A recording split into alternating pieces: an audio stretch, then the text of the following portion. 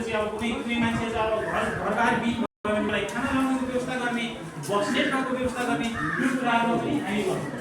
त्यसैगरी अवरुद्ध सडक खुला हुने, अवरुद्ध सडक चाहिँ खुला हुने, अवरुद्ध सडक अब विभिन्न किसिमको चाहिँ बाढी पहिरो गयो भने अब रुखहरू काट्नु भयो, अनि त्यसपछि आवागमन चाहिँ ठप्प भयो भने त्यहाँ पनि स्वास्थ्य प्रहरीलाई तपाईँहरूले निर्धक्क सम्झिनु पर्छ। हो यो कामको स्वास्थ्य प्रहरीको हो नि यस्तो विपदको बेला भनेर निर्धक्क हामीलाई के गर्नु पर्यो, फोन गर्नु पर्यो।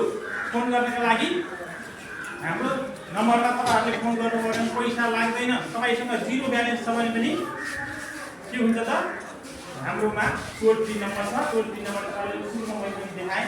त्यो टोल फ्री नम्बरमा तपाईँलाई के छ, फोन लाग्छ, अनि त्यसपछि सजिलै बोलाउन सक्नुहुन्छ। 1 घन्टीमा तपाईँको खुल्छ है। त्यो कुरा तपाईँहरू हामीले बुझ्नुपर्छ क्या। नबुझ्यो भने अब अक्क न बक्क भयो, के गर्ने, के दुर्घटना भइहाल्यो, कुनै चाहिँ विपद भइहाल्यो, अक्क न बक्क भएर बस्ने होइन।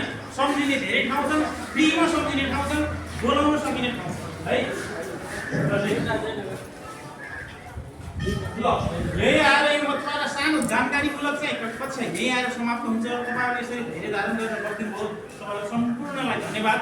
यो सामान्य छोटकरी जानकारी तपाईँहरूलाई सुसूचित गर्ने, स्वास्थ्य प्रहरीले के काम गर्दैछ, स्वास्थ्य प्रहरीले विपदको समयमा चाहिँ कस्तो कस्तो काम गर्छ भनेर तपाईँहरूको चाहिँ छोटो समयले मैले अब तपाईँहरूलाई पनि कथाकथा जाने हतार हुन्छ होइन। त्यो भएर अहिले चाहिँ हतार छैन, हामीले चाहिँ टाइम म्यानेज गरेका छौँ। तपाईँहरू चाहिँ ढुक्क भयो।